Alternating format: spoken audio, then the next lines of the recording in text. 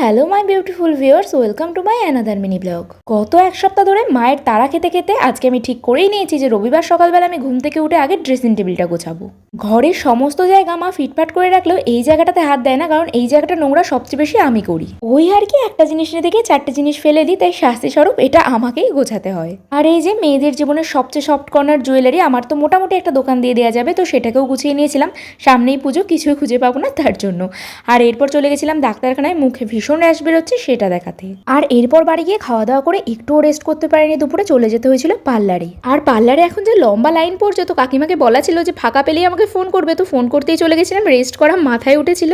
আর তারপর সন্ধ্যেবেলা বাড়ি ফিরে পপকর্নকে এই শোকেসটা একটু গুছিয়ে নিয়েছিলাম। শোকেস গোছাতে গিয়ে এই সুন্দর ফ্রেমগুলো পেলাম মা, বাবা, আমি ছোটবেলায়। আর এটা হচ্ছে আমার বেস্ট ফ্রেন্ডের সঙ্গে, ও এটা আমাকে কোনো একটা বার্থডেতে গিফট করেছিল। আর তারপর এগুলো গুছিয়ে নিয়ে খাওয়া দাওয়া করে শুয়ে পড়েছিলাম। আজকের মিনি ব্লগটা এই পর্যন্ত, ফিরে আসছে আবারও একটা নতুন মিনি ব্লগে।